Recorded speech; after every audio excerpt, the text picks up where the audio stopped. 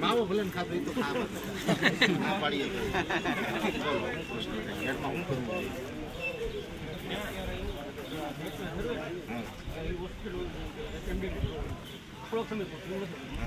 ચોમાસા પૂરતું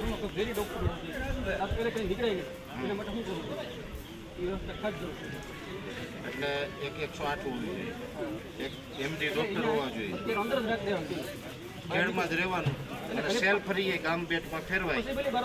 ઓકે, ચોમાસા પૂરતું ટૂંકમાં દવાખાનાની સુવિધા ખેડમાં હોવી. ઓકે, હાલો બીજો પ્રશ્ન આવી ગયો.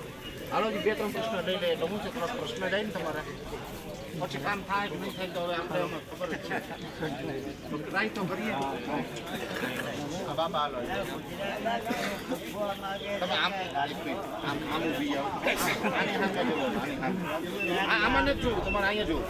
ગુજરાતના ખેડૂત પૂછવા માંગે છે કે ગાંધીનગરમાં ઇંગ્લિશ દારૂમાં ટેક્સ ઘટાડી તો ડીઝલ પેટ્રોલ ગેસમાં કાનો ઘટાડે? એટલે સરકારને મને ઇંગ્લિશ દારૂ જરૂરી છે કે ડીઝલ પેટ્રોલ જરૂરી? આખા ગુજરાતના ખેડૂતો એનો જવાબ માંગે. ચાલો બીજો પ્રશ્ન છે કઈ પ્રશ્ન કંઈક કહેવા જેવું લાગે છે? તમે ન બોલી હતા તમે મને કહો, હું બોલીને કહું એમ મૂંઝાવમાં તમને એમ લાગતું હોય કે આમાં બોલવીને વળી કાલે વર કંઈક તકલીફ થાય, ટીવીમાં પરેશભાઈ મોકલે તકલીફ થાય, જો એવું તમને શંકા લાગતી હોય તમે મને કહી દો, હું બોલ નાખું તમારા વચ્ચે. એમ તમને કાંઈ એવું પ્રેશર નથી, તમે જ બોલો, તમને એવું લાગતું હું બોલ નાખું, પણ કમસે કમ તમારા વિસ્તારનો મુદ્દો હોય આપણે મીડિયામાં મોકલવાનો પ્રયત્ન કરીએ. આવું કંઈ તમારે બોલવું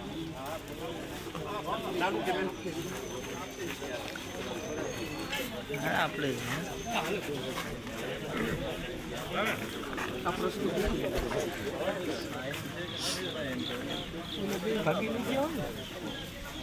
સીધો પ્રશ્ન આ વિસ્તારના જે સાંસદ છે મનસુખભાઈ માંડવિયા, આ ખેડૂત એમને જ છે સાંસદને કે તમે અહીંયા આવીને વચન દઈ ગયા હતા કે નદી ઊંડી થશે, પોળી થશે, પણ એ માંડ્યું કાંઈ થયું નથી. હવે આ કરવાનું છે કે નથી કરવાનું એનો જવાબ છે એ આ ઘેડના ખેડૂત છે એ માગે. આ બસ એનો જવાબ છે એ સાંસદ પાસેથી ખેડૂતો માગે છે.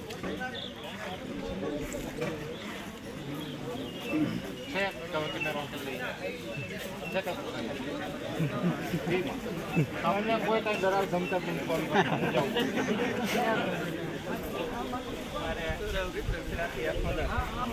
પાણી પરવાનો રસ્તો છે, એમાં અમારો કેળો કોઈ વર્ષ કાચ નથી નથી પરવા ટોળા કરી સારો કરીને ગાયકા થઈ ગયા બીજા હાલી ગયું નથી.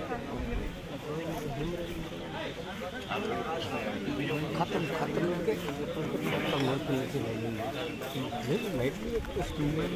ચાલુ તો અત્યારે કે મેં નથી કઈ પ્રશ્ન હા એમાં આવશે. અમારે પાણી પુરવઠાનો કેળો એ પ્રશ્ન લેવાય આ પર કાંઈ વાંધો તમે બોલી કે અહીંથી ડાયરેક્ટ ઈસરા લાગી જાય તો સરકાર એમાં કંઈ ધ્યાન નથી દેતું. ઉષામાં ઊંચો રસ્તો એ થાય છે, ચોમાસામાં કોઈ જાતની ત્યાં તબલ ન થાય.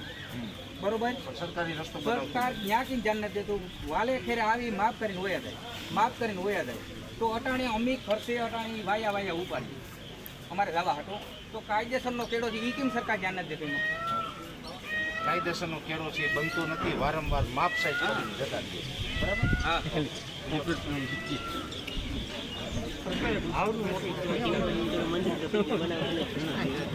ખેડૂત ખેતી કરે છે, મોટી સમસ્યા હોય તો ભાવની ભાવ વિશે આ ભાઈ ખેડૂત છે આપણી સાથે કંઈક બોલશે. જો 18,000ની માંડ વ્યવહાર ખાંડી એટલે 20માં અત્યારે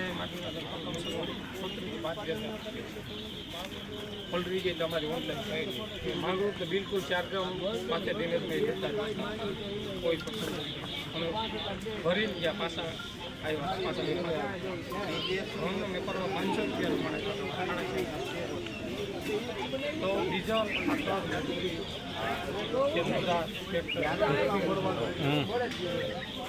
આમાં કોઈ અમારા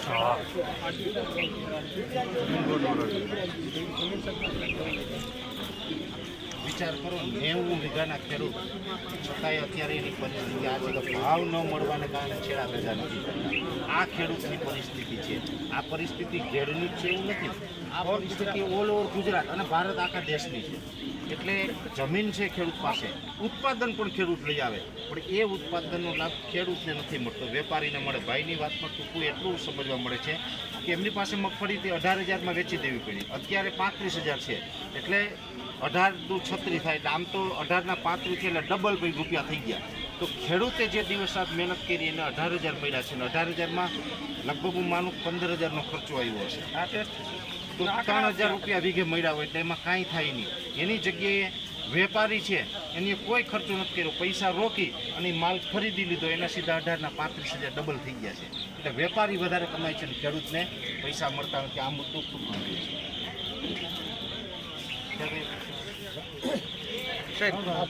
હા ભાઈ છે. સાહેબ અખોદર ગામમાં બધા આજે ખેડૂત ભેગા થયા તો અખોદર ગામમાં એવું છે, મારું તો બાજુનું ગામ છે, પણ અખોદરમાં 15 વર્ષ પહેલાં પરિસ્થિતિ બહુ ખરાબ હતી પાણીની, અને ગામ બહુ પાસ્તર હતું. પણ ગામના ખેડૂતે એવા બધા સંગઠન કરી અને ખેત ચડાવણીઓ કરી અને ખેડૂત 2 પૈસા સધર થયા એના પોતાને સ્વ ખર્ચે. અને અખોદર ગામમાં અત્યારે સારામાં સારી પરિસ્થિતિ છે. ખેડૂત 2-3 પેદાશ લે પહેલાં ખાલી જુવેરું ને ઘઉં જ થતા અખોદરમાં, પાણી નબળું હતું. અને અત્યારે ગામનો આ ખેડ વિસ્તારનો મેઇન પ્રશ્ન છે પાણીનો.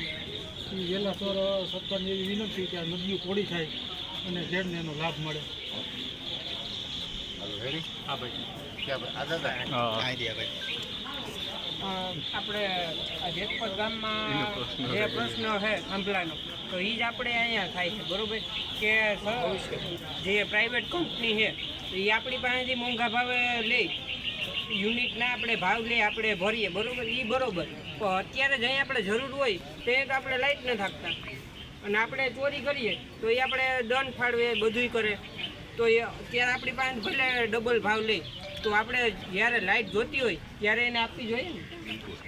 તો હું એ કહેવા માગું કે આપણે 8 કલાકની જે લાઇટ આપે છે તો એ 10 કલાકનો સમય વધારવો જોઈએ.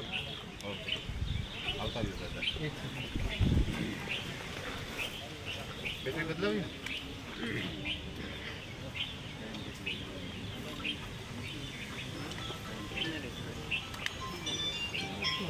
ચાલુ બોલો. ખેડ આંબલ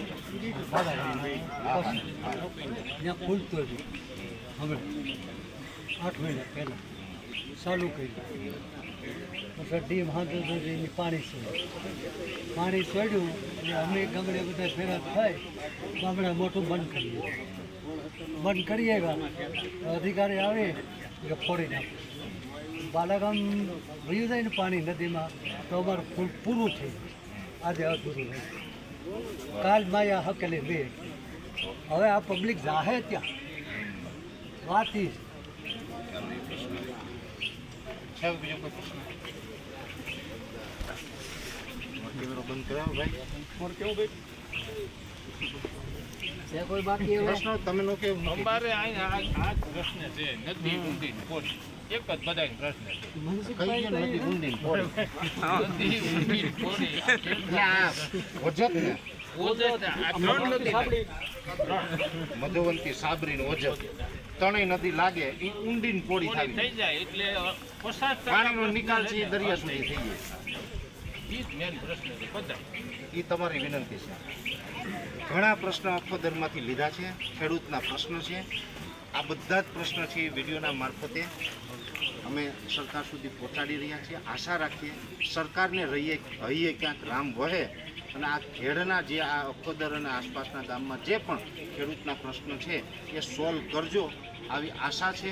નકર આ પરિસ્થિતિ છે જો આમાં સોલ્વ કરવામાં નહીં આવે તો આ જીવન છે એ ખૂબ અઘરું છે. ઘેરનું જીવન જેટલું આપણે સમજીએ એટલું સહેલું નથી. ચોમાસામાં ક્યારેક હેલી થઈ હોય ને ત્યારે ઘેરમાં આવો તો ખબર પડે કે ઘેરની પરિસ્થિતિ શું હોય. હું તો ચોમાસામાં પણ હેલી હોય, ગોઠણ પાણી હોય, એવા પાણીમાં પણ હાલીને પણ ઘણા વિસ્તારો છે ચોમાસા દરમિયાન અનેક વર્ષોથી રેખડો છું, ફેરું છું એટલે ખબર છે. એટલે હવે આ ઘેરની પરીક્ષા ન લેવાય અને સમયસર હવે ઘેરને ક્યાંક ન્યાય થાય, આ ખેડૂતોના પ્રશ્ન છે એનું નિરાકરણ આવે એટલી અપેક્ષા છે. જય ભારત, જય હિન્દ.